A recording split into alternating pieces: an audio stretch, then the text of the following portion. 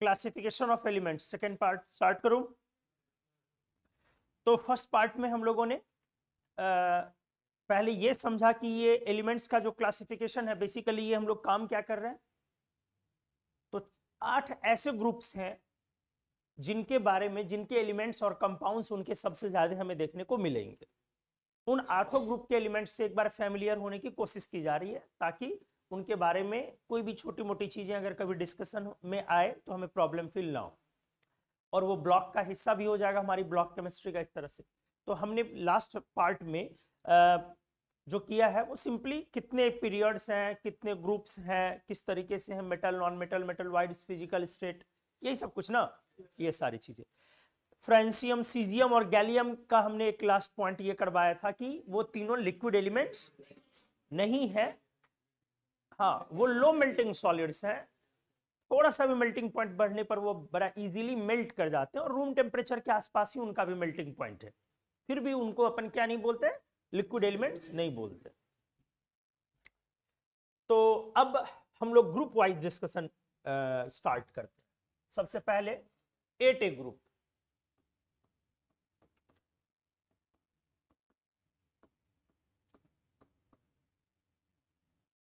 ठीक है,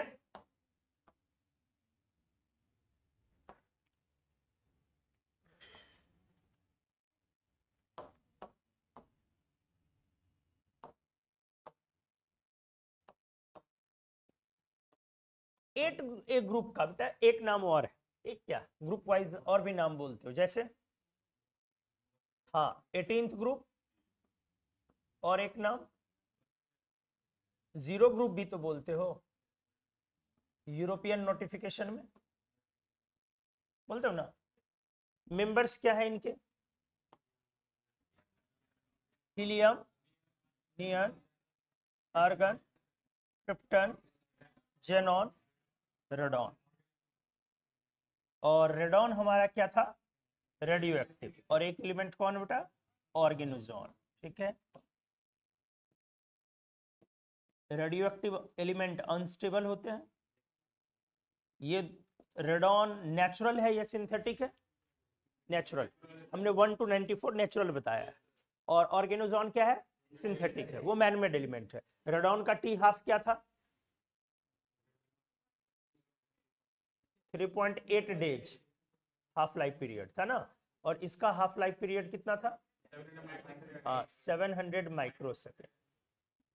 ठीक है, देख बेटा आप इन एलिमेंट्स को बड़ा कॉमन क्या बोलते हो, इनर्ट एंड नोबल गैस। बच्चा बच्चा इसका नाम रखा हुआ होता है इनर्ट एंड नोबल गैस, लेकिन ये सही नाम नहीं है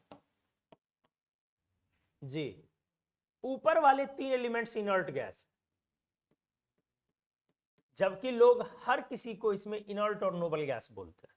इनर्ट और नोबल गैस एक ही टर्म नहीं है, दो अलग अलग टर्म। तो inert gas is applied for helium, neon and argon.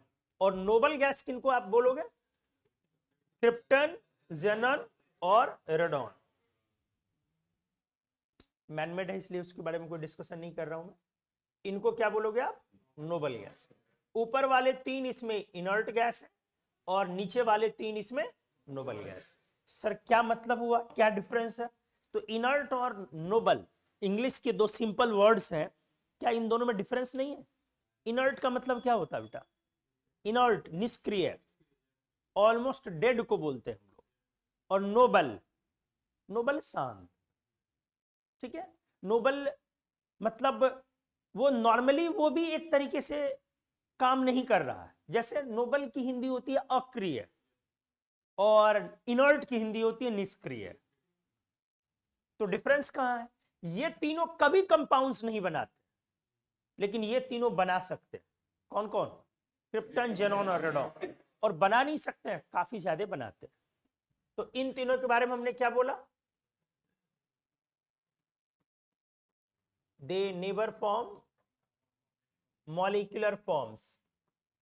ठीक है, ये कभी भी मॉलिक्यूलर फॉर्म्स में नहीं आते हैं। ठीक है, और यहां पे आप बोलोगे क्या,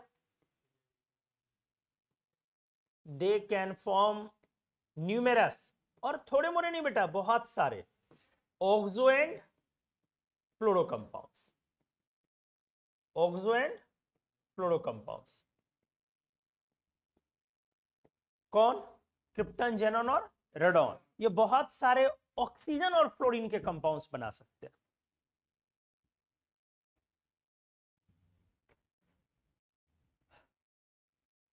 ये भी पॉइंट है, सिर्फ किसके साथ बना सकते हैं? ऑक्सीजन और फ्लोरीन। तो अब दो बातें, आखिर ये कंपाउंड बना सकते हैं, इसमें कौन सी खास बात है जो ये कंपाउंड बना सकते हैं? क्योंकि आप 9th 10th में क्या बोलते हो? नहीं बनाते हैं। लेकिन हमने क्या बोला? क्रिप्टन, जेनॉन और रेडॉन बनाते हैं। तो पहली बात तो क्यों बना सकते हैं, और दूसरी बात कौन सा ड्राइविंग फोर्स है जो इसको फोर्स कर रहा है कि आप कंपाउंड बना सकते हो, ठीक है, या कैटेलाइज कर रहा है या एक्टिवेट कर रहा है इसकी रिएक्टिविटी को। और सेकंड, ऑक्सीजन एंड फ्लोरीन ही क्यों?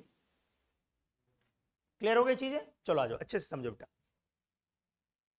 तो जब भी कभी मॉलिक्यूल फॉर्मेशन की बात होती है, मैं यहां पे थोड़ा सा घेर के आपको पहले समझा दे रहा हूं। जब भी कभी मॉलिक्यूल फॉर्मेशन की बात होती है, मॉलिक्यूल फॉर्मेशन मतलब फ्री स्टेट या combined state? Combined state. Free state हुआ बेटा मतलब एलिमेंटल फॉर्म। तो जब भी कभी मॉलिक्यूल फॉर्मेशन की बात होती है तो मॉलिक्यूल फॉर्मेशन ऑलवेज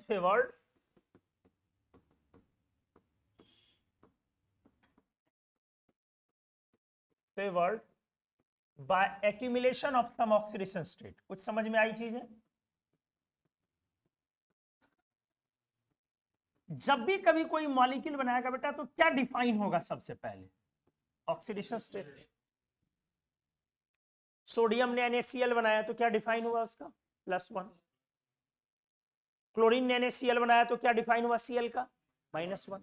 तो कोई भी एलिमेंट यदि क्या बनाएगा? मॉलिक्यूल, कंपाउंड, तो कंपाउंड बनाने के लिए क्या करना पड़ेगा? उसे रिएक्ट, और रिएक्ट करने के बाद जो कंपाउंड बनेगा उसमें उस एलिमेंट का या तो पॉजिटिव ऑक्सीडेशन स्टेट होगा या फिर नेगेटिव ऑक्सीडेशन स्टेट होगा। तो कोई ना कोई एक क्या होगा बेटा वहां? ऑक्सीडेशन स्टेट डिफाइन होगा। तो हमने क्या लिखा? मॉलिक्यूल का जो फॉर्मेशन है वो हमेशा फेवर होता है किसके द्वारा? Accumulation of. एक्यूमुलेशन मतलब लेना, गेन करना। क्या गेन करना उसे? Oxidation state. तो ऑक्सीडेशन स्टेट तो दो ही तरह की चीजें गेन हो सकती है, या तो पॉजिटिव या फिर नेगेटिव।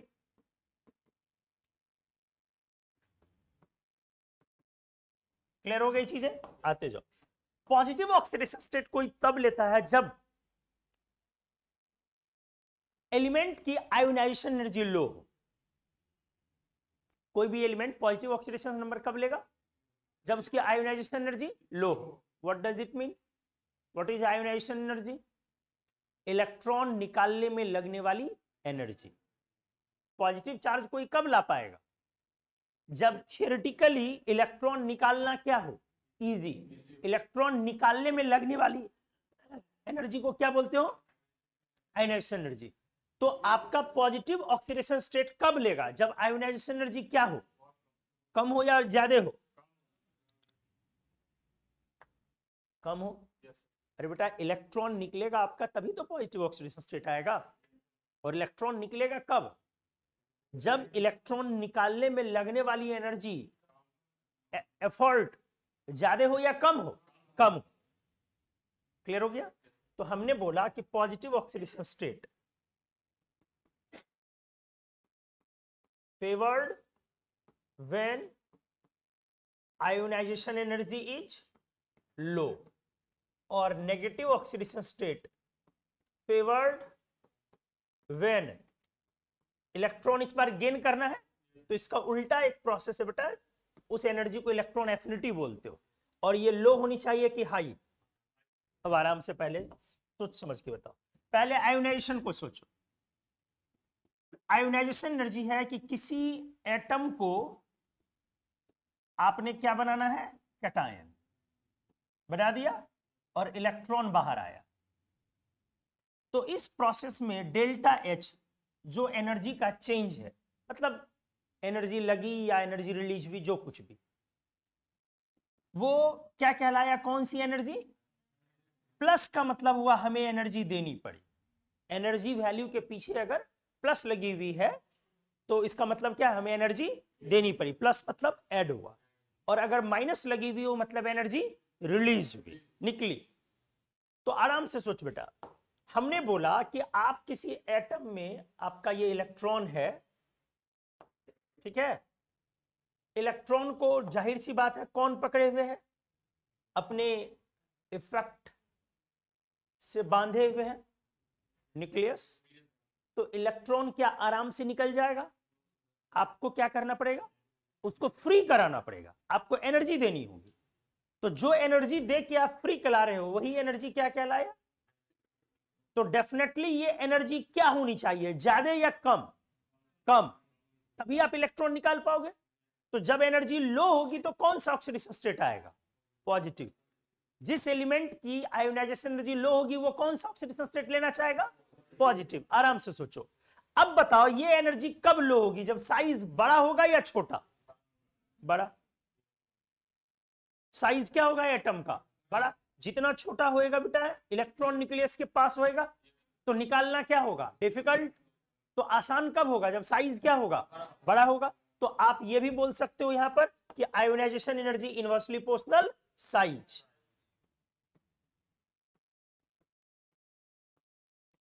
आराम से सीखते जाओ।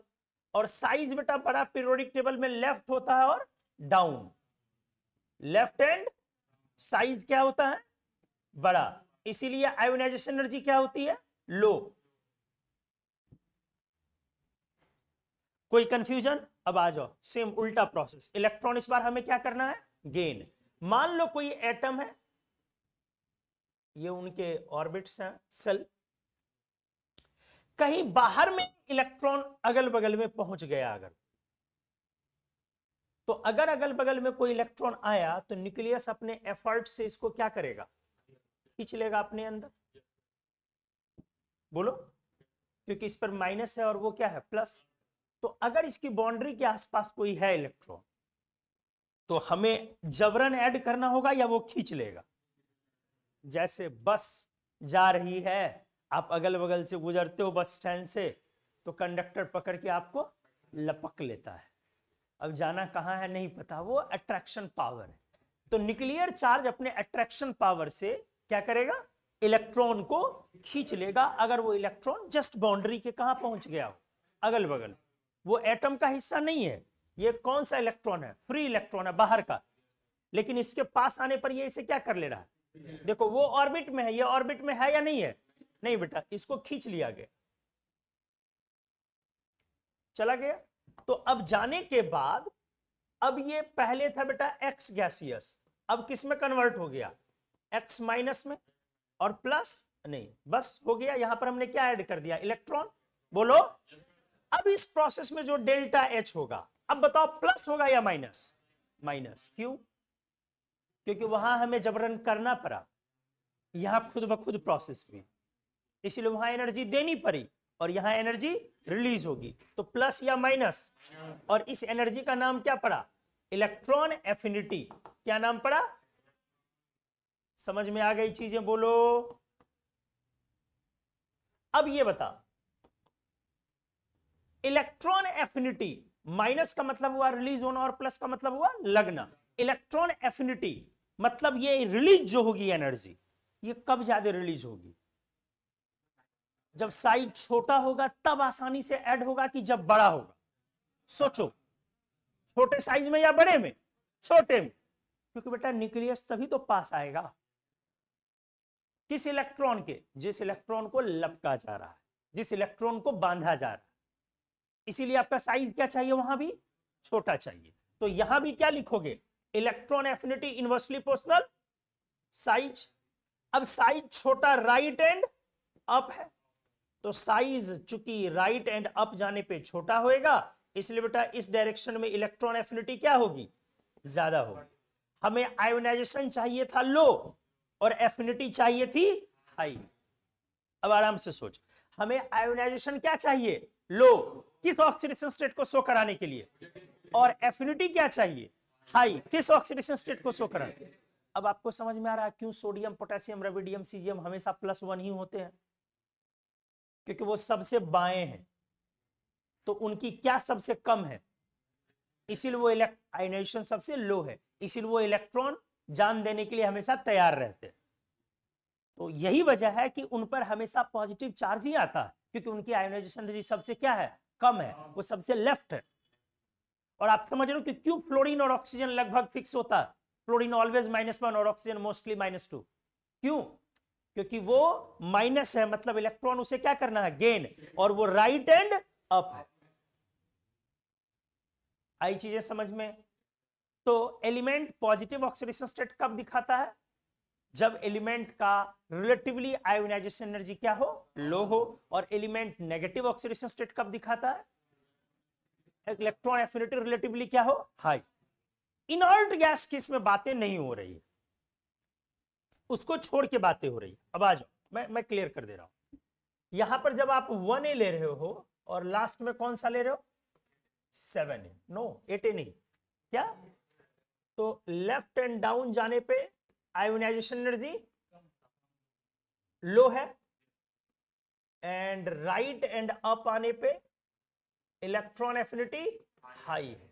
अच्छे से बेटा सीखते जा।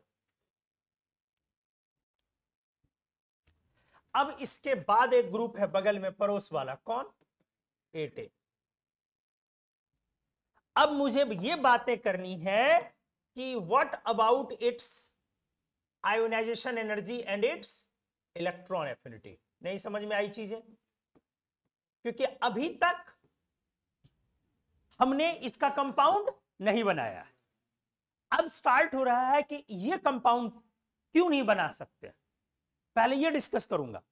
और अगर बनाया तो क्यों बनाया, फिर बातें होंगी एक और कौन सी, फ्लोरीन और ऑक्सीजन। तो आराम से आ जाओ। कंपाउंड अगर 8A बनाते हैं तो इसके लिए पहले आयोनाइजेशन की बात होगी। बोलो बेटा,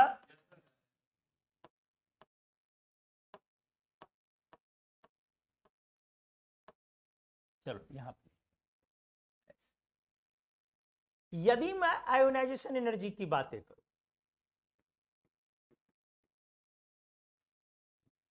तो इनर्ट गैस से इलेक्ट्रॉन निकालना सबसे डिफिकल्ट है। कोई शक है? सोचो क्यों? Stable configuration. 8A का क्या है, स्टेबल कॉन्फ़िगरेशन। तो अगर कोई कॉन्फ़िगरेशन स्टेबल है तो डिफिकल्ट टू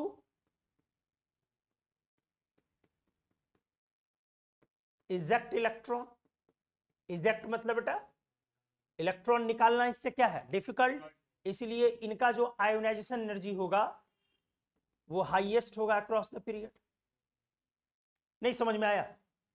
सबसे ज्यादा मुश्किल पीरियोडिक टेबल में इन्हीं का आयोनाइजेशन एनर्जी सबसे ज्यादा।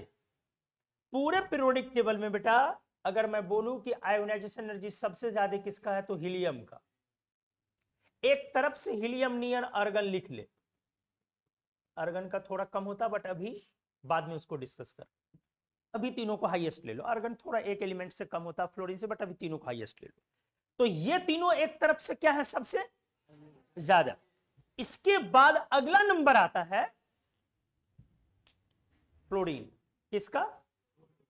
फिर नेक्स्ट नंबर आता है फ्लोरीन एंड ऑक्सीजन, दोनों रख लो एक तरफ से, और डिटेल में बाद में पढ़ोगे, अभी रफली ऐसे जानो। अब जरा सोच क्या बोला, और इससे कम है किसका? हाँ वेरी गुड, क्रिप्टन एंड जेनन का।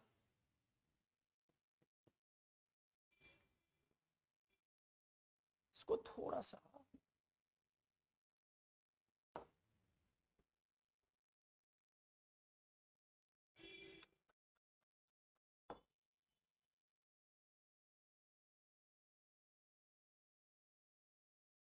नीचे थोड़ा लिख दो।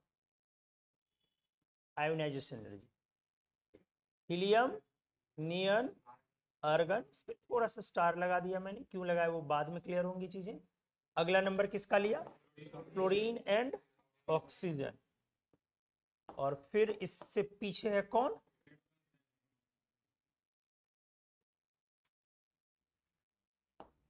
अब समझ में आई चीजें, क्या मतलब हुआ? ध्यान से देख, ये जब भी अच्छा पहले इनके इलेक्ट्रॉन एफिनिटी को भी देख लो आराम से, फिर उसके बाद अपन बात करें। इलेक्ट्रॉन एफिनिटी भी स्टेबल कॉन्फ़िगरेशन है। स्टेबल में भी कैसा है? फुल फील्ड ऑर्बिट भरा हुआ, आउटर मोस्ट ऑर्बिट की क्षमता जितनी होती है इनकी भरे हुए हैं, बोलो इनकी कैपेसिटी फुल है 8 इलेक्ट्रॉन की। तो क्या ये इलेक्ट्रॉन ऐड कर सकता है? तो इनकी जो इलेक्ट्रॉन एफिनिटी है वो क्या है? 0। 0 का मतलब अपन ऐड ही नहीं कर सकते, ऐड ही नहीं कर सकते। तो इनकी मतलब प्रैक्टिकली अनायन फॉर्मेशन इनका होगा कि नहीं होगा? नहीं होगा। Practically no anion formation. क्यों बेटा? नो एनायन, और एनायन को ही क्या बोलोगे? नेगेटिव ऑक्सीडेशन स्टेट ना, फॉर्मेशन। बोलो कोई डाउट है? प्रैक्टिकली एनायन फॉर्मेशन इनके द्वारा हो सकता है या नहीं हो सकता है? क्यों नहीं हो सकता बताओ? क्योंकि इलेक्ट्रॉन गेन नहीं कर सकते। क्यों गेन नहीं कर सकते हैं? हाँ, सेल कंप्लीट है, सेल क्लोज है उसका। तो अगर कोई एलिमेंट, देखो हमने कहां से बहुत बेसिक चीजों से बेटा डिस्कस कर रहा हूं, अगर नहीं समझ में आया तो बड़ी मुसीबत है उसके बाद। हमने पहले, हमारा टॉपिक हमें यह समझना है कि ये तीनों कंपाउंड क्यों नहीं बना सकते, और अगर बना सकते हैं, ये कोई तीनों नहीं बना सकते हैं, ऊपर के 3 क्यों नहीं बना सकते, और नीचे वाले 3 बना सकते हैं तो क्यों बना सकते हैं, और अगला सवाल है तीनों बना सकते हैं ऑक्सीजन और फ्लोरीन से ही क्यों बना सकते हैं। क्लियर हो गई चीजें? आते जाओ। तो हमने पहले यह डिस्कस किया कि कंपाउंड बनाने के लिए बेसिक रिक्वायरमेंट क्या है। तो बेसिक रिक्वायरमेंट है ऑक्सीडेशन स्टेट दिखाना। ऑक्सीडेशन स्टेट 2 तरीके से दिखा सकते हो आप, या तो इधर बाय लॉस ऑफ इलेक्ट्रॉन और बाय गेन ऑफ इलेक्ट्रॉन, मतलब by showing positive oxidation state और by showing negative oxidation state. Positive oxidation state आप कब दिखाओगे बेटा? जब आयोनाइजेशन एनर्जी आपकी क्या होती है? हाई या लो? लो। और नेगेटिव ऑक्सीडेशन स्टेट कब दिखाओगे? जब इलेक्ट्रॉन एफिनिटी क्या होती है? लो या high? Keep your energy high. तो अब पॉइंट है, कब आयोनाइजेशन एनर्जी लो होगी? जब साइज बड़ा होएगा। लो ना? तो कब होगी लो? जब साइज। और कब इलेक्ट्रॉन एफिनिटी हाई होगी? जब साइज छोटा होगा। बड़ा साइज लेफ्ट साइड, छोटा साइज राइट साइड। इसीलिए लेफ्ट साइड वाले एलिमेंट कौन ऑक्सीडेशन स्टेट दिखाते हैं? Positive always. और राइट साइड वाले एलिमेंट्स क्या दिखाते हैं? Negative mostly. क्लियर हो गई चीजें? अब उसके बाद मैं बातें कर रहा हूं किस पर? इन एलिमेंट्स पर, एटे पर। तो अगर मैं कंपाउंड बनाने के बारे में सोचूं तो मुझे दोनों ऑक्सीडेशन स्टेट डिस्कस करने होंगे। पॉजिटिव को जब मैं लगाता हूं तो मुझे आयोनाइजेशन एनर्जी चेक करना होगा। तो इनका आयोनाइजेशन एनर्जी पीरियोडिक टेबल में ऑल हाईएस्ट क्या है? किन तीनों का? हीलियम, नियन एंड आर्गन का।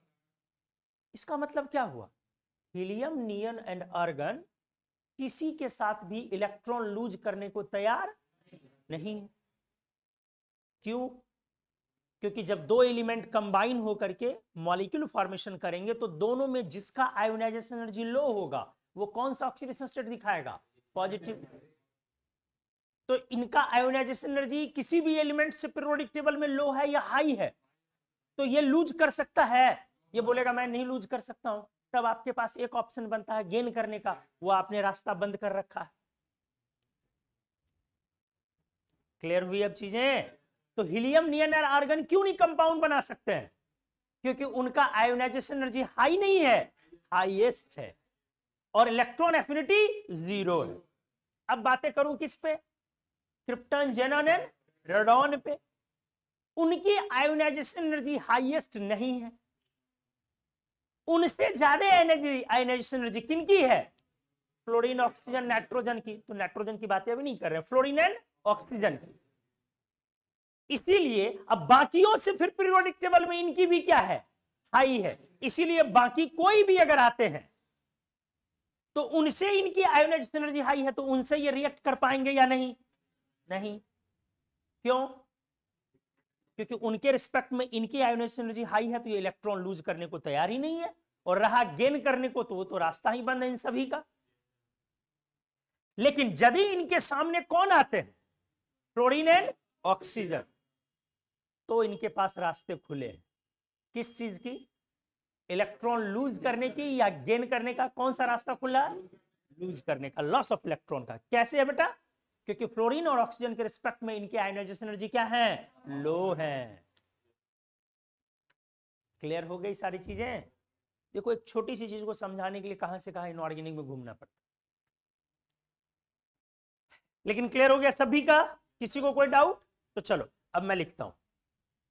तो इस तरह से आप बोलोगे कि इसको, चलो मैं बंद कर देता हूं जहां से हमने स्टार्ट किया था।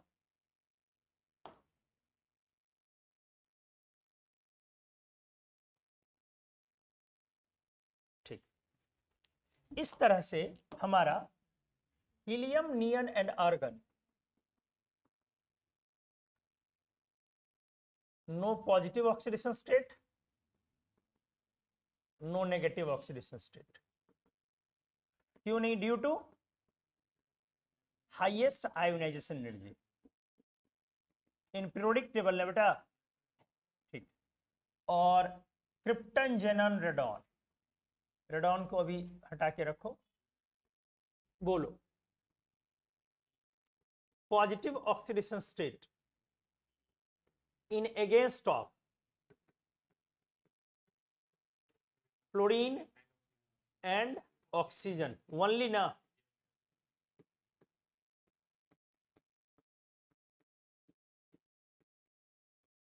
कारण एज आयोनाइजेशन एनर्जी क्रिप्टन और जेनॉन की क्या है? कम है। किससे? Fluorine and. क्लियर हो गई चीजें? अच्छा, नो नेगेटिव ऑक्सीडेशन स्टेट, इसका मतलब है कि क्रिप्टॉन और जेनॉन सिर्फ और सिर्फ कौन सा ऑक्सीडेशन स्टेट दिखा सकते हैं? Positive oxidation state. क्लियर हो गया? तो अब आपको समझ में आया कि इनर्ट गैस क्यों इनको बोला गया? बोलो। और आपको यह समझ में आया कि क्यों इनको नोबल गैस बोला गया?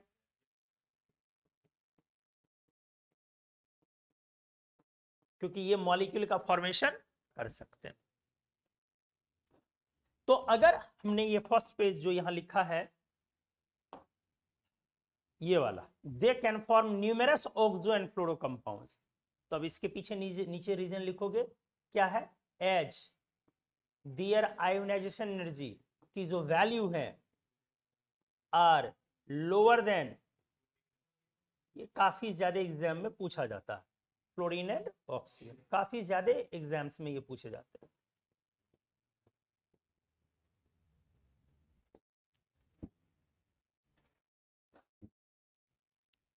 क्लियर हो गई चीजें? किसी को कोई डाउट है बेटा बता दे पहले।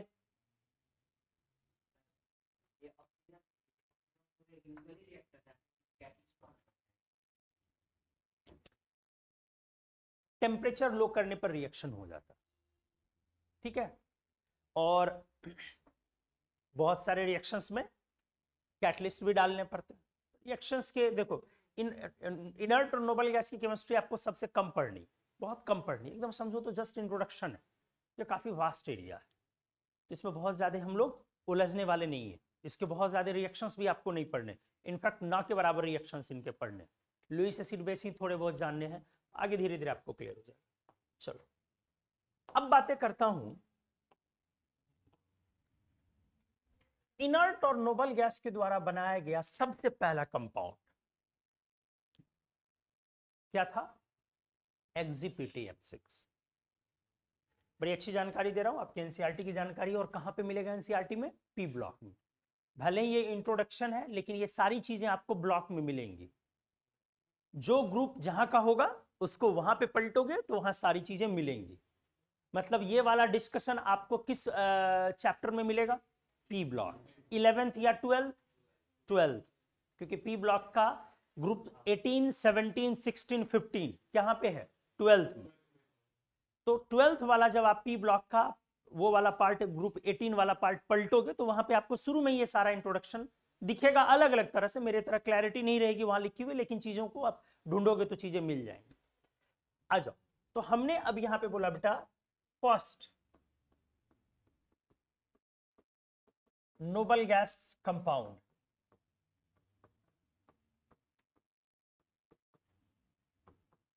प्रिपेयर्ड इन लैब,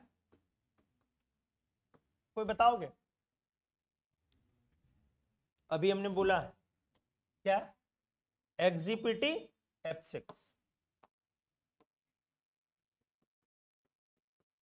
एक्जीपीटी F6 ये कंपाउंड, या इसको ऐसे लिख लो एक्जीपीटी F6। कैसे बना, ध्यान से अच्छे से देखो। रिएक्शन था O2 प्लस PtF6 का, रिएक्शन क्या था, O2 प्लस PtF6 का, और उससे एक रेड सॉलिड आ रहा था, रेड कंपाउंड एक तैयार हो रहा था O2 PtF6। लेकिन आज कौन सा दिन है बेटा, पक्का वो आज तो आप लोगों का बचने वाला दिन है।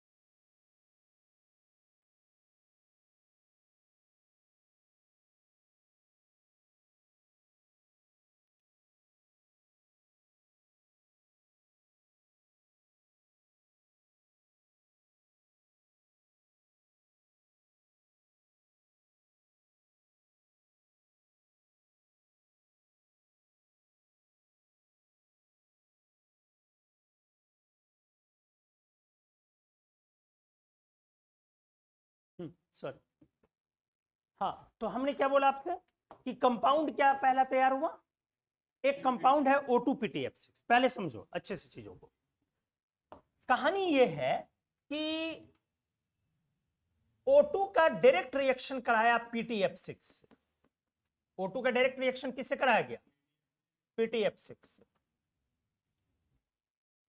साइंटिस्ट उल्टा पुल्टा काम करते रहते हैं, ये भी स्ट्रॉन्ग ऑक्सीडाइजिंग एजेंट और ये भी स्ट्रॉन्ग ऑक्सीडाइजिंग एजेंट, तो क्यों कराया ये सब अभी नहीं समझो।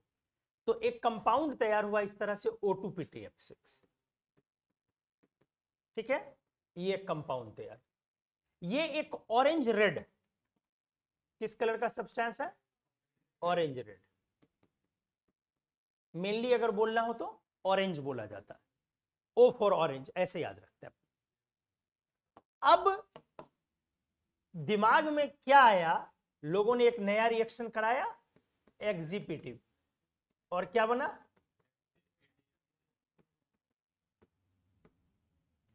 ये रेड कलर का, ये थोड़ा सा कलर में चेंज है, बहुत ज्यादा कलर में डिफरेंस नहीं है। देखो ठीक से, बेसिकली ऑक्सीजन को रिप्लेस किया गया है किससे, जेनॉन से। ये दिमाग में आया कैसे कि ऑक्सीजन को रिप्लेस किया जेनॉन से, क्योंकि अभी तक इस डेट तक किसी ने भी इनर्ट और नोबल गैस का कंपाउंड बनाया नहीं बेटा, सोचा भी नहीं था, किसी ने सोचा भी नहीं था कि इनर्ट और नोबल गैस का कंपाउंड बन जाएगा। तो इन लोगों ने बनाया, तो कैसे बनाया, तो ये आयोनाइजेशन एनर्जी के डिस्कशन की वजह से ये पॉसिबल हो। आयोनाइजेशन एनर्जी एक्चुअली ध्यान से देखो अच्छे से, आयोनाइजेशन एनर्जी O एटम की नहीं, O2 की नहीं, प्रैक्टिकल है। तो जब इन दोनों का आयोनाइजेशन एनर्जी क्या है, कंपैरेबल, किसका किसका, O2 और जेनन का। ध्यान से देखो, आप कंफ्यूज नहीं होना है आपको बेटा, यहां पे आप देख रहे हैं हमने क्या लिखा, O की आयोनाइजेशन एनर्जी जेनॉन से किसकी ज्यादा है, और यहां क्या लिखा है, O2। तो आपने क्या देखा कि that is ionisation energy O2 और जेनॉन की काफी क्या है, क्लोज है। O की नहीं बोला बेटा मैंने, वो तो काफी ज्यादा है, ऑक्सीजन एटम वो तो काफी ज्यादा है, किसकी किसकी लगभग कंपैरेबल है, O2 और जेनॉन। मतलब अगर दोनों से एक इलेक्ट्रॉन निकालना हो तो दोनों में लगभग बराबर एनर्जी लगेगी। O2 में लगेगी 1175 किलो जूल पर मोल और O में लगेगी, जेनॉन में कितना लगेगा 1170 और O का काफी ज्यादा। ये जो कॉम्बिनेशन है, इस कॉम्बिनेशन में O2 पता है किस फॉर्म में है? O2 पर प्लस के फॉर्म में और PtF6 माइनस के फॉर्म में।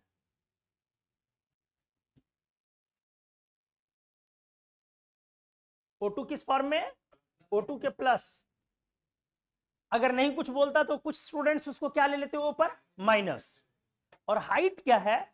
कुछ स्टूडेंट्स इस कॉम्बिनेशन को समझते हैं O2 पर डबल प्लस और PtF6 पर डबल माइनस। वो गलत है। मैंने बोला, हालांकि आपको अगर नहीं पता तो बेहतर है वो। ज्यादातर स्टूडेंट्स O2 PtF6 को क्या समझते हैं? O2 पर डबल प्लस और PtF6 पर डबल माइनस। उसका रीजन ये है कि ऐसा करने से प्लैटिनम का +4 आ जाता है और कोऑर्डिनेशन नंबर 6 सही होता है उसका। तो आप नहीं जानते हो तो कोई दिक्कत ही नहीं है, वो ज्यादा बेहतर है आपके लिए। बस आप इतना समझे कि इस कंपाउंड का अगर आयोनिक फॉर्म आपको तोड़ने के लिए बोला जाए तो मोस्ट ऑफ आवर स्टूडेंट्स क्या तोड़ के निकालेंगे? O2 पर 2 प्लस और PtF6 पर 2 माइनस। इस वजह से उनका जो ऑक्सीडेशन स्टेट आएगा वो ऑक्सीजन का कितना आ जाएगा? +2 नहीं, +1 ना। ऑक्सीडेशन स्टेट एक एटम का चार्ज होता, तो 2 एटम पर कितना आया? 2 प्लस। तो एक एटम पर कितना आया? 1 प्लस। और ऑक्सीडेशन स्टेट ऑफ Pt कितना आया इनका? सोचो, निकालो। Pt का कितना आया? +4 या +5? +4। +4 ना। कैसे? 4 + 6 -6 इक्वल्स टू -2। ऊपर है -2, तो Pt का क्या रखोगे कि ऊपर -2 आएगा? +4। तो इनका क्या आया? मेरी बातों को आप समझ पा रहे हैं? लेकिन ये क्या बोला बेटा मैंने? ये सही है या गलत है? ये गलत है। Most of all student O2 PtF6 को क्या समझते हैं? O2 पर डबल प्लस और PtF6 पर। उसका एक लॉजिक है, वो लॉजिक ये है, जैसे आपने आयरन का पढ़ा फेरस और फेरिक, +2 और +3, तो Pt का भी +2 और +4 होता है। यही 2 ऑक्सीडेशन स्टेट होते हैं। तो 5 तो होता नहीं है Pt का। अभी कितना है? 5 है। तो 4 लाने के लिए वो क्या करते हैं? PtF6 पर क्या समझते हैं? 2 माइनस, तभी तो उनका 4 आएगा। तो वो वहां पर 2 माइनस समझते हैं, तो यहां 2 माइनस आया तो O2 पर कितना प्लस आया? 2 प्लस आया। तो O का ऑक्सीडेशन स्टेट उनका कितना आया? +1। बेटा सैकड़ों दफे एग्जाम में पूछे जा चुके हैं। और Pt का ऑक्सीडेशन स्टेट क्या आया? +4। क्लियर हुई चीजें? लेकिन है क्या एक्चुअली? O2 पर कितना? प्लस और PtF6 पर कितना? मतलब अगर हमने आपसे पूछा कि बताओ ऑक्सीडेशन स्टेट O2 PtF6 में ऑक्सीजन का कितना हुआ, देयरफॉर O2 PtF6 में अगर मैंने पूछा आपसे कि ऑक्सीजन का ऑक्सीडेशन स्टेट कितना हुआ?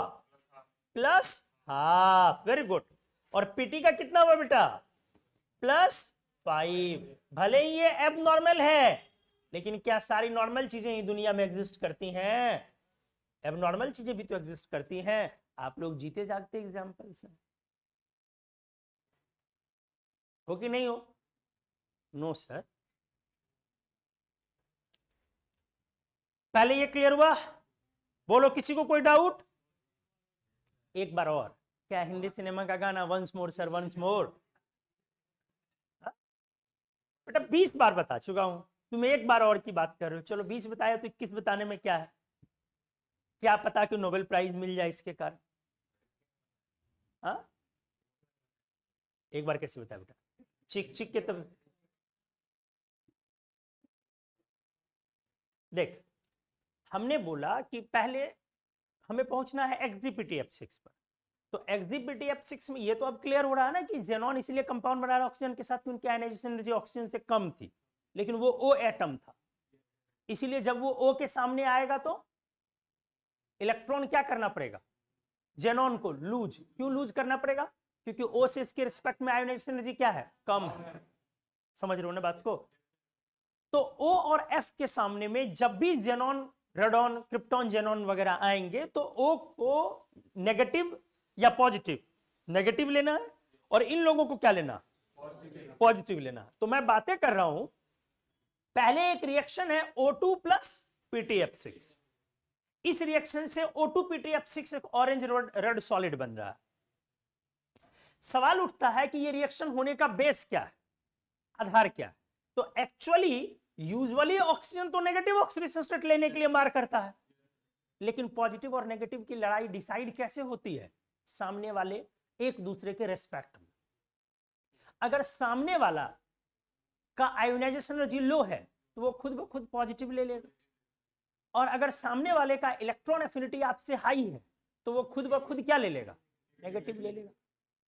PTF6 एक मॉलिक्यूल है, और अगर वो एक इलेक्ट्रॉन गेन करे तो उसकी सामने वाले मॉलिक्यूल के रिस्पेक्ट में इलेक्ट्रॉन एफिनिटी हाई होती है। इन दोनों का आपस का कॉम्बिनेशन, इसकी क्या हाई है? एफिनिटी की आयोनाइजेशन एफिनिटी, और इसकी क्या लो है? आयोनाइजेशन। इसीलिए ये रिएक्शन हुआ, और इसमें बड़ा अजीब सा प्रोडक्ट आया। O प्लस लेने के बजाय माइनस लेने के बजाय क्या ले रहा? प्लस, क्योंकि ये लड़ाई किसकी है? रिलेटिव आयोनाइजेशन और एफिनिटी की लड़ाई। अब क्लियर हुई चीजें? तो ये बनाया O2PTF6। हमने बोला O2PTF6 में आपसे ऑक्सीडेशन स्टेट फिजिकल केमिस्ट्री में भी पूछा जाता है, क्वेश्चन में खूब फ्रीक्वेंट आते हैं।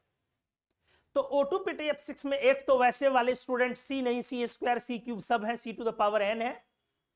जो O का ऑक्सीडेशन स्टेट इसमें क्या मेंशन करेंगे? -2। तो वो तो भूल ही जाओ, वो तो है ही नहीं, है प्लस में। यहां अब +1 है या +2 है O2 पर? तो O2 पर +1 है। हमने बोला लोग क्या यूज करते हैं? +2। क्या सोच के? ताकि PTF6 पर क्या लाया जा सके? -2। -2 क्यों लाने की जल्दी है उन्हें? चुल मची हुई है, खुजली हो रही है, क्योंकि इस वजह से उनको PT पर +4 आएगा, और PT का दो ही ऑक्सीडेशन स्टेट होता है नॉर्मल, एक +2 और एक +4। तो PT +4 लाने के लिए वो PTF6 पर 2- ला रहे हैं, और PTF6 पर 2- तब आएगा जब O2 पर 2+ होगा। इसीलिए सामान्य लोगों का ऑक्सीडेशन स्टेट इसमें O का कितना होता है? +1, और PT का ऑक्सीडेशन स्टेट कितना होता है? +4, जो कि सही है या गलत? गलत। यहां पर आयोनाइजेशन और एफिनिटी का एक म्यूचुअल कॉम्बिनेशन है, अपनी उनकी म्यूचुअल अंडरस्टैंडिंग है, समझ है कि मेरी कम है आपकी ज्यादा है। क्या? तो O2 की आयोनाइजेशन कम है और PTF6 की एफिनिटी हाई है। इसीलिए इस कॉम्बिनेशन में O2 पर क्या आ रहा है? 1+, और PTF6 पर क्या आ रहा है? 1-। क्लियर हो गई चीजें? तो इस तरह से ऑक्सीजन का ऑक्सीडेशन स्टेट इसमें क्या आया? +½ क्योंकि 2 पर +1, और इसमें क्या आया? +5, 5 - 6 = -1। क्लियर हो गया? अब आ जाओ, हमने बोला कि O2 को किससे रिप्लेस किया गया? क्यों रिप्लेस किया गया जेनॉन से? क्योंकि जेनॉन और O2 की आयोनाइजेशन एनर्जी क्या है? लगभग सेम। तो यदि O2 ने O2+ बनाया तो फिर जेनॉन भी जेनॉन+ बनाएगा ना, इसीलिए ये रिएक्शन कराया गया। अगर O2 ने O2+ बनाया तो जेनॉन भी फिर बेटा क्या बना सकता है? ExPTF6 बना सकता है। तो अब बता दे मेरे को, ExPTF6 में जो दो हिस्सा है उसमें एक हिस्सा क्या है? Ex पर, और दूसरा हिस्सा क्या है? माइनस। मतलब अगर मैं यहां भी बोलूं कि ऑक्सीडेशन स्टेट ऑफ जेनॉन क्या है? +1, और ऑक्सीडेशन स्टेट ऑफ प्लैटिनम क्या है? +5।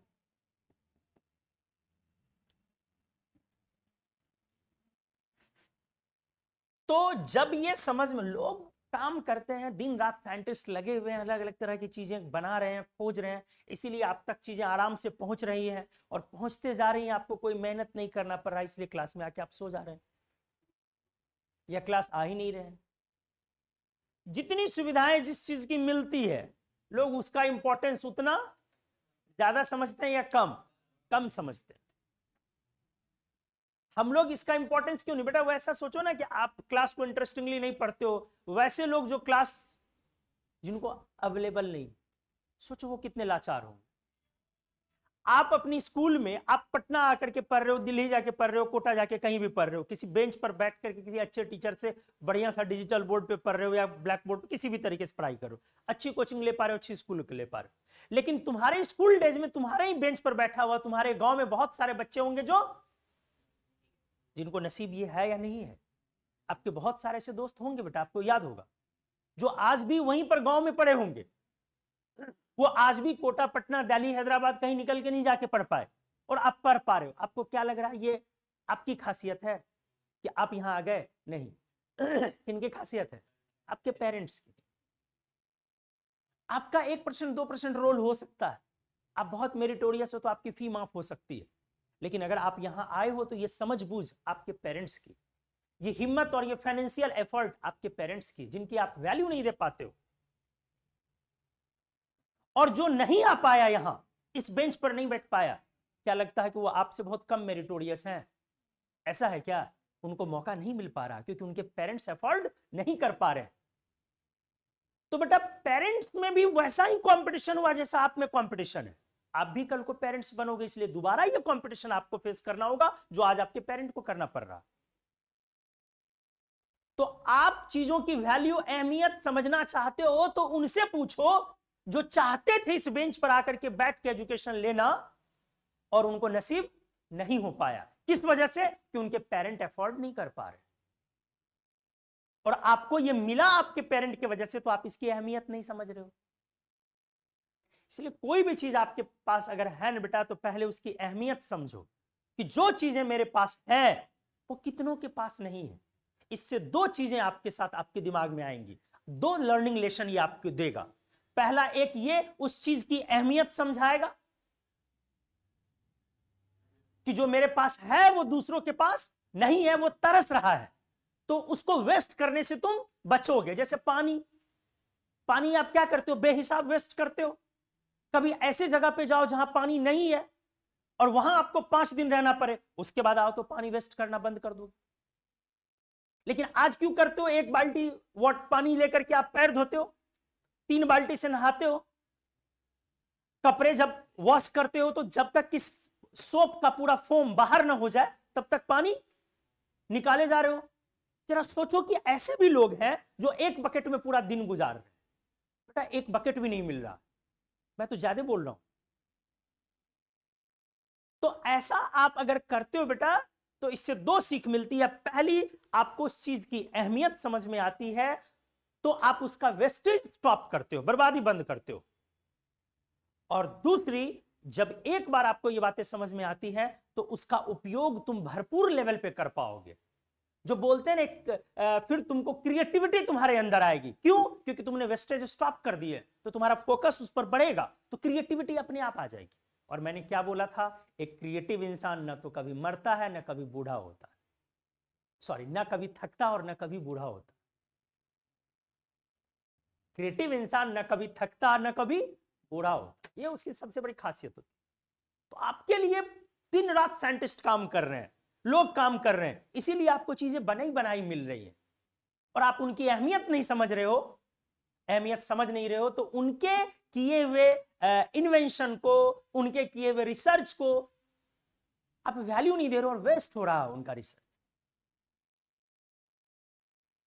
इनर्ट और नोबल गैस की डिस्कवरी, मतलब उनके कंपाउंड्स को बनाना, इनर्ट और नोबल गैस के कंपाउंड को बनाना अपने आप में एक बहुत यूनिक माइलस्टोन, एक अनोखा सा माइलस्टोन रहा है केमिस्ट्री के हिस्ट्री में। और इसका क्रेडिट पूरे तरीके से जाता है किस साइंटिस्ट ने सबसे पहले इनर्ट और नोबल गैस का यह कंपाउंड बनाया था? Bartlett and Loman.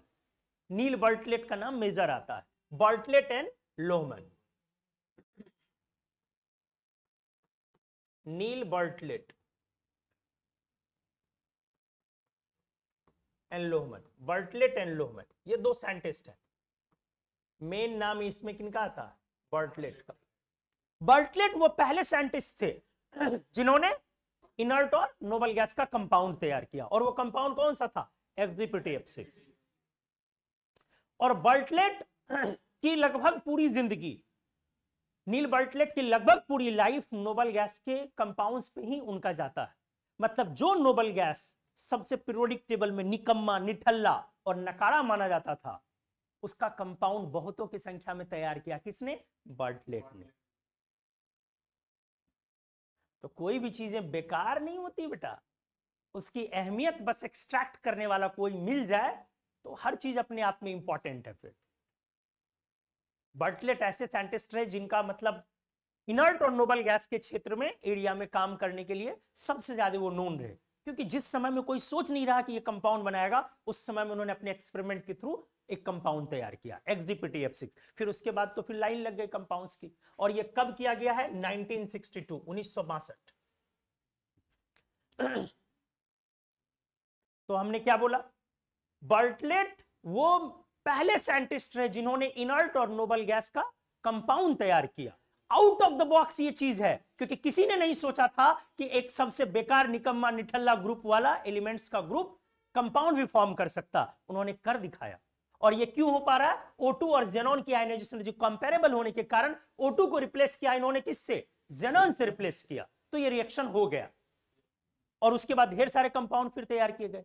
बर्टलेट की जिंदगी लगभग चली गई इनर्ट नोबल गैस के कंपाउंड के प्रिपरेशन में, उनको अलग अलग तरह की चीजों बनाने में। और वो इसके लिए सबसे ज्यादा, जब भी इस फील्ड का नाम आता है तो सबसे पहला नाम किनका आता? नील बर्टलेट का।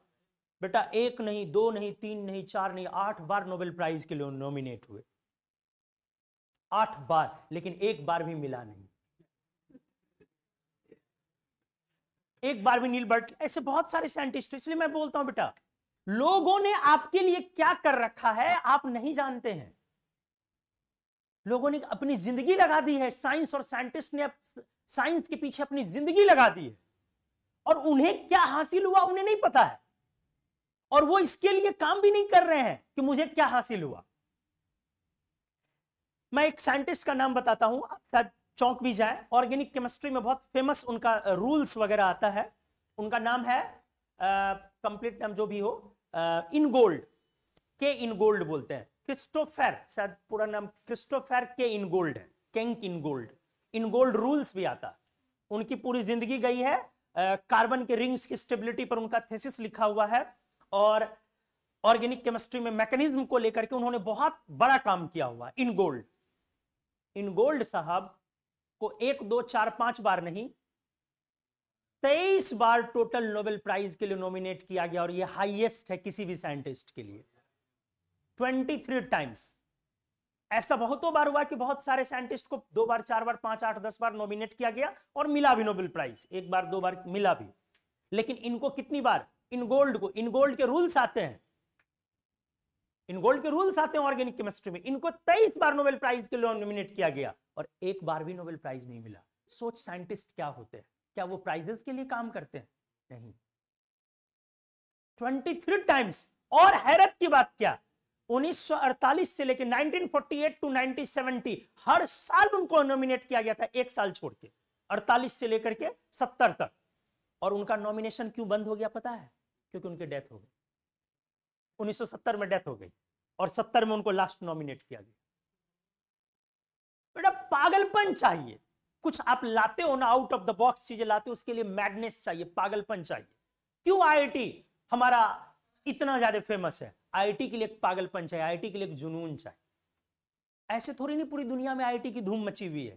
कंपनी कोई भी हो, यूएस की हो कि ब्रिटेन की हो कि कहीं की हो, फ्रांस की हो, कहीं की हो, चाहिए उसको कौन? सीईओ के रूप में आईआईटीएन चाहिए अपना। आईआईटी अपने आप में एक आउट ऑफ द बॉक्स चीजें हैं, ऐसे नहीं है आईआईटी। हाँ, आईआईटी में भी अच्छी और बुरी चीजें लोग ढूंढने वाले कहीं भी ढूंढ सकते हैं, ढूंढ लेते हैं। 2015 का टॉपर कौन था? Satvat Jagwani, IIT topper.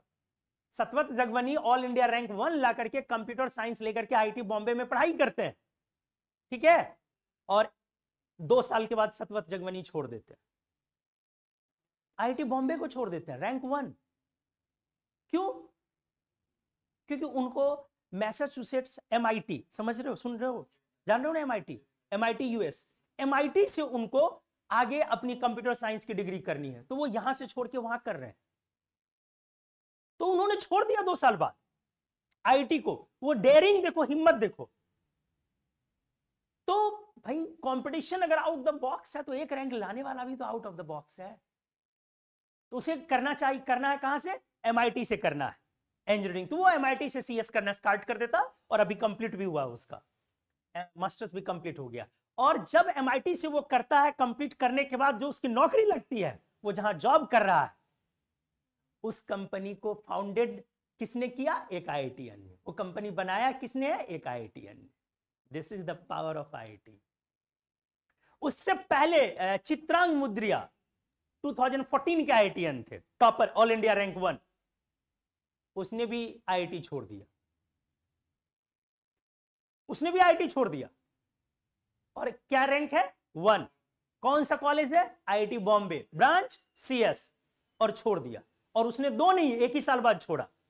जगमनी ने तो 2 साल बाद छोड़ा था। जगमनी को पीएम ने डिजिटल इंडिया का ब्रांड एम्बेसडर बनाया था, और वो व्यक्ति यहां छोड़ के एमआईटी जाता और एमआईटी से डिग्री कंप्लीट करके वापस एक आईआईटीएन के द्वारा फाउंडेड ऑर्गेनाइजेशन में जॉब करता। और ये 14 के टॉपर जो है कौन? चित्रांग मुद्रिया। ये 1 साल बाद ही आईआईटी को छोड़ते हैं, और आईआईटी को छोड़ के ये भी एमआईटी जाते हैं। सोचो एमआईटी का क्या क्रेज है कि आपके इंडिया का बेस्ट ब्रेन वो आपको छोड़ के कई बार कहां जा रहा है? उस कॉलेज में जा रहा है। तो उसने पब्लिकली बोला, जगवनी तो बोलने से बचा, बट चित्रांग ने पब्लिकली बोला, इंटरव्यू में बोला पब्लिकली, क्या यहां पर रिसर्च एटमॉस्फेयर नहीं है, कॉलेज में रिसर्च एटमॉस्फेयर नहीं है। उनको ऐसा फील हुआ, उन्होंने पब्लिकली ये बोला। और ये बहुत हद तक ये सही भी है, ऐसा नहीं बेटा सही नहीं है, क्योंकि हमारी हर चीजें पॉलिटिक्स के थ्रू होकर के गुजरती है। हमारे देश में एजुकेशन की जो वैल्यू होनी चाहिए, हमारा जो पोटेंशियल है, ब्रेन पोटेंशियल हमारे स्टूडेंट्स के पास, उसका सही यूटिलिटी नहीं हो पा रहा। हम जो टेक्नोलॉजी लोगों से परचेज कर रहे हैं, हम उससे बेटर टेक्नोलॉजी बना सकते हैं अगर हम अपने स्टूडेंट्स पर, यहाँ के एजुकेशन पर ध्यान दें। यहाँ के टीवी चैनल को खोलोगे तो क्या एजुकेशन की कभी बात होती है? क्या होती है बेटा? मुर्गे मुर्गी की लड़ाइयां होती है, गौ गोबर गोमूत्र, मंदिर मस्जिद, यही चलते रहते हैं 24 घंटे। बस ये इसी पर डिबेट, कभी साइंस पर डिबेट नहीं, कभी स्टूडेंट्स के करियर पर डिबेट नहीं, कभी रिसर्च पर डिबेट नहीं, कभी इन चीजों पर कोई काम ही नहीं किया जाता।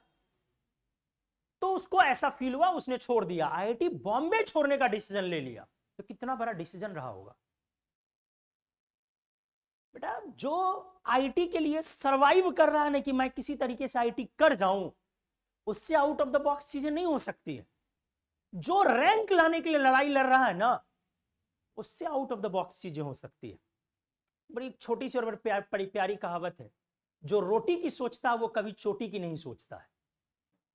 मतलब अगर आप फाइट कर रहे हो सरवाइव करने के लिए, तो आउट ऑफ द बॉक्स बड़ी चीजें आप कहां से कर पाओगे, बड़ी क्रिएटिविटी कहां से ला पाओगे। आईआईटी बॉम्बे छोड़ना मतलब समझो कि वो किस तरीके का स्टूडेंट रहा होगा, क्या उसका एबिलिटी क्या उसकी रही होगी। और ये हकीकत भी है, आप ये समझो कि आपके साइंस और टेक्नोलॉजी पे कितना खर्च होता है। अपनी कुर्सी की पेटी आप बांध ले, अगली लाइन जो बता रहा हूं। आपका एक मिशन होता है चंद्रयान, जो बहुत फेमस है। चंद्रयान का जो बेटा बजट है ना, किसी भी चंद्रयान का 1 2 3, किसी भी चंद्रयान का जो एक बजट है ना, पूरे चंद्रयान मिशन का, जिसमें कितने लोग लगे हुए हैं? 1 2 या सैकड़ों साइंटिस्ट, इंजीनियर, ऑर्गेनाइजेशन, बहुत सारे ऑर्गेनाइजेशन लगे हुए हैं एक बनाने में, एक मिशन पर। उसका जो कंप्लीट बजट होता है ना, हॉलीवुड के टॉम क्रूज का एक सिनेमा का जो फी है, एक मूवी की जो वो फी लेता है, उससे भी वो कम। एक व्यक्ति की जो एक मूवी की जो फी है, उससे कम है आपके किसी भी चंद्रयान के बजट का, कंप्लीट बजट का। आप अनुमान लगाओ बेटा कि क्या हो रही है चीजें। तो वाकई एक रिसर्च, ठीक है मैं इंडियन हूं वो अलग बात है, मुझे अपने देश पर नाज है वो अलग बात है, पैट्रियटिज्म एक अलग चीज है, लेकिन सच तो सच है ना। अगर हमारे यहाँ रिसर्च एटमॉस्फेयर की कमी है तो है, अदरवाइज ऑल इंडिया रैंक 1 वाला बच्चा यहां से छोड़ के नहीं जाता। और ये हमारे ऊपर एक सवालिया निशान हमेशा के लिए रहेगा कि आपका ऑल इंडिया रैंक 1 छोड़ के जा रहा है। वापस भी आता है कोई, ऐसा नहीं बेटा वापस नहीं आते हैं, वापस भी आते हैं, लेकिन कोई बाहर से आईआईटी पढ़ने के लिए नहीं आता। हमारा जो आईआईटीएन जाता है वो वापस आता है किसी और चीज के लिए, जैसे यूपीएससी के क्रेज के लिए। 2010-2010 का आईआईटी 44 रैंक था, कनिष्क कटारिया 44 रैंक, कनिष्क कटारिया। तो आईआईटी बॉम्बे से उसने सीएस किया, पढ़ा लिखा सब कुछ हुआ, उसकी जॉब लगी, वो कोरिया में साइंटिस्ट हो गया, सैमसंग कंपनी में, सैमसंग में साइंटिस्ट रहा। अब उसको लगा कि यूपीएससी करना चाहिए। कोरिया में साइंटिस्ट है तो वो यूपीएससी करने इंडिया आया, और 2000 मतलब कई साल जॉब करने के बाद कुछ साल, कई तो नहीं हुआ, कुछ साल जॉब करने के बाद वो वापस इंडिया आता है और यूपीएससी का पेपर देता है कुछ महीने प्रिपरेशन करके दिल्ली में, और उसकी आती है ऑल इंडिया रैंक 1। तो वो यूपीएससी ज्वाइन कर लेता है ऑल इंडिया रैंक 1 के साथ। तो हमारा ब्रेन लेकिन ऐसे एग्जांपल्स बहुत ज्यादा हैं या कम है? कम है, बहुत कम, रेयर ऑफ द रेयरेस्ट है। तो हमारा जो वो क्रीम ब्रेन है, टॉप ब्रेन है बेटा, उसका माइग्रेशन ज्यादा है, वो ज्यादा रहा बाहर, किस रिस्पेक्ट में? आने के रिस्पेक्ट में। एक अगर कटारिया लौट के आ रहा है तो इसका ये मतलब नहीं कि ये कॉमन चीजें हैं। तो वाकई हमारे यहां थोड़ा रिसर्च एटमॉस्फेयर की कमी है। साइंस में आप केमिस्ट्री में इतनी चीजें देख रहे हो, आपको कहां पे दिखा कि इंडियन साइंटिस्ट का ये रोल है? दिखा कहीं? कभी ऐसा हमने जिक्र किया ये इंडियन साइंटिस्ट, ये इंडियन केमिस्ट, ये 118 एलिमेंट में आपने पढ़ा कि 24 एलिमेंट्स क्या किए गए, सिंथेसिस हुए उनके, लेकिन क्या आपने पढ़ा कि कोई एलिमेंट इंडियन साइंटिस्ट ने किया हो? तो हमारे यहाँ वाकई रिसर्च एटमॉस्फेयर की कमी ये है, जेन्युइनली है। और इसका पॉलिटिकल एक रीजन है, अपना अप्रोच है, उस वजह से है। हमारे देश में लोग ही इंपॉर्टेंस नहीं दे रहे हैं इस चीज को, तो किसी और से क्या उम्मीद की जाए? आपको भी वही डिबेट, मुर्गा मुर्गी की लड़ाइयां अच्छी लग रही है टीवी पे? अभी अच्छा नहीं लग रहा बेटा, कुछ दिन बाद यहाँ से 12th करके निकलोगे, कॉलेज में जाओगे, व्हाट्सएप यूनिवर्सिटी में एडमिशन लोगे तुम भी, उसके बाद सुबह उठ करके दो ही चीज करोगे, सुबह सुबह व्हाट्सएप चिपकाओगे दूसरे को, क्या एक मैसेज या तो ये लिखा रहेगा सच्चे हिंदू हो तो 101 लाइक करो, दूसरा मैसेज फिर या तो क्या लिखा रहेगा, देखते ही अगर लाइक नहीं किया तो तुम्हारे साथ अशुभ होगा, हाँ? और तीसरा फिर उसके बाद शुरू है अपना अपना धर्म और जाति, यही दो चीजें हमारे देश में चलती हैं, धर्म और जाति, यही दो चीजें चलती हैं। आप भी उस एडमिशन उसमें ले लोगे, बोले बिना ले लोगे, वो हो जाएगा तुम्हारा एडमिशन, कहना नहीं पड़ेगा। तो बर्टलेट एक ऐसे साइंटिस्ट थे जिन्होंने वाकई, इनका मतलब नाम है केमिस्ट्री में, भाई नाम है इनका बर्टलेट का। तो क्लियर हो गई चीजें? अरे 8 बज गए, किसी को कोई इसमें डाउट? ठीक है, तो O2 PT F6 के बारे में आज डिस्कस हुआ। अगले क्लास में मैं यहां से चीजों को आगे बढ़ाता हूँ, PDF दे देता हूँ, ठीक है? चलो, थैंक यू।